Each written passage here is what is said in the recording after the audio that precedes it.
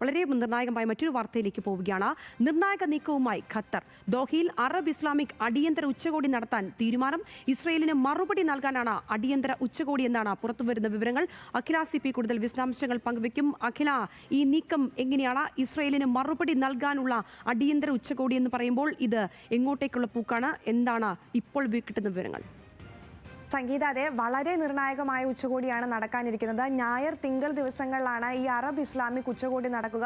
വളരെ അടിയന്തരമായി ചേരാനുള്ളൊരു തീരുമാനം ഇപ്പോഴാണ് ഉണ്ടായത്. അപ്പോൾ ഇസ്രയേലിന് എങ്ങനെയെങ്കിലും പ്രാദേശിക തലത്തിലെങ്കിലും ഒരു തിരിച്ചടി നൽകണം എന്നുള്ളതാണ് ഇപ്പോൾ ഖത്തറിന്റെ നിലപാട്. ഇന്നിപ്പോൾ ഖത്തർ പ്രധാനമന്ത്രി CNN വിശദമായ അഭിമുഖം നൽകിയിരുന്നു.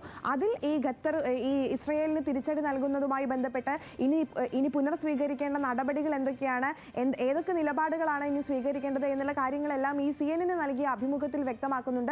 അതിലെടുത്തു പറയുന്ന ഏറ്റവും പ്രധാനപ്പെട്ട കാര്യം എന്ന് പറയുന്നത്, ഞങ്ങൾ വളരെ രോക്ഷാകുലരാണ്. കാരണം ഇസ്രയേൽ ഏത് രാജ്യത്തെയും കയറി ആക്രമിക്കാം എന്നുള്ളൊരു ഇസ്രയേലിന്റെ മനോഭാവത്തിന്, ഇസ്രയേലിന്റെ നിലപാടിന് തടയിടേണ്ടത് അനിവാര്യമാണ്. അതുകൊണ്ട് തന്നെയാണ് അടിയന്തര ഉച്ചകോടി നടത്തുന്നത് എന്നുള്ളതാണ് ഖത്തർ പ്രധാനമന്ത്രി ഇന്നിപ്പോൾ അറിയിച്ചിട്ടുള്ളത്.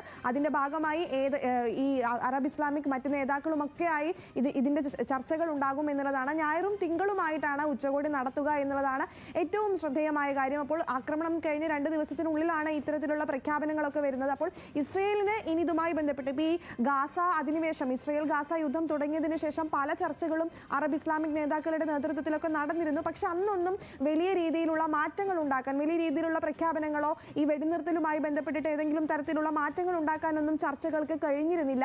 അപ്പോൾ വെടിനിർത്തൽ ചർച്ചകൾ പുരോഗമിക്കുന്നതിനിടെയാണ് ഇസ്രയേലിന്റെ ഖത്തറിൽ നടത്തിയ ആക്രമണം എന്നുള്ളതാണ് മറ്റൊരു ശ്രദ്ധിക്കേണ്ട പ്രധാനപ്പെട്ട കാര്യം. അപ്പോൾ ഇസ്രയേലിന്റെ ഈ നിലപാടിനെ, ഏത് രാജ്യത്തെയും യഥേഷ്ടം കയറി ആക്രമിക്കാം എന്നുള്ളൊരു ഇസ്രയേലിന്റെ മനോഭാവത്തിന്റെ, ഇസ്രയേൽ നിലപാടിനെ ചോദ്യം ചെയ്യും എന്നുള്ളത് ഏതാണ്ട് ഉറപ്പാണ്. മാത്രമല്ല, മറ്റൊന്ന് അമേരിക്കയുടെ സുരക്ഷാ പങ്കാളിത്തത്തെക്കുറിച്ചാണ്. അമേരിക്കയുമായി വളരെയധികം പങ്കാളിത്തമുള്ള ഒരു രാജ്യമാണ് ഖത്തർ.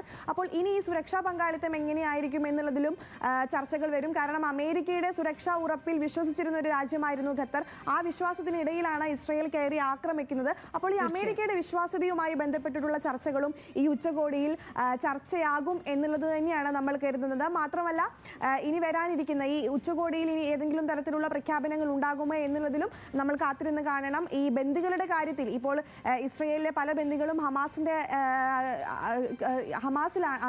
നേതൃത്വത്തിലാണ് അവർ ഇരിക്കുന്നത്. അപ്പോൾ ഈ ബന്ദികളുടെ കാര്യത്തിൽ വളരെ അനിശ്ചിതത്വം നിലനിൽക്കുന്നുണ്ട് എന്നുള്ള കാര്യവും ഖത്തർ പ്രധാനമന്ത്രി ഇന്ന് വ്യക്തമാക്കുന്നുണ്ട്. കാരണം ആ ചർച്ചകളുമായി ബന്ധപ്പെട്ട്, ഈ ബന്ദികളുടെ മോചനവുമായി ബന്ധപ്പെട്ടിട്ടുള്ള ചർച്ചകളെയൊക്കെ ഇല്ലാതാക്കുന്ന ഒരു നടപടിയാണ് ഇസ്രയേൽ സ്വീകരിച്ചത് എന്നുള്ളതാണ് ഖത്തർ പ്രധാനമന്ത്രി ഇന്ന് CNN നൽകിയ അഭിമുഖത്തിൽ വ്യക്തമാക്കിയിരുന്നത്. മാത്രമല്ല, അതിന് ഈ കാര്യങ്ങളെല്ലാം വരുന്ന സമയത്തും ഇസ്രയേലിന്റെ ഭീഷണി തുടരുകയാണ് എന്നുള്ളതാണ്. ഹമാസ് നേതാക്കളെ പുറത്തുവിട്ടില്ലെങ്കിൽ, ഹമാസ് നേതാക്കളെ രാജ്യത്തിന് പുറത്താക്കിയില്ലെങ്കിൽ ഇനിയും ഖത്തറിനെ ആക്രമിക്കും എന്നുള്ളൊരു കാര്യമാണ് ഇസ്രയേൽ വ്യക്തമാക്കുന്നത്. അത് വലിയൊരു, തീർച്ചയായും അഖില, എന്താണെങ്കിലും ഇരു കൂട്ടരുടെയും ഓരോ ചെറിയ നീക്കങ്ങൾ പോലും അതിപ്രധാനമാണ്, അതിനിർണായകമാണ്.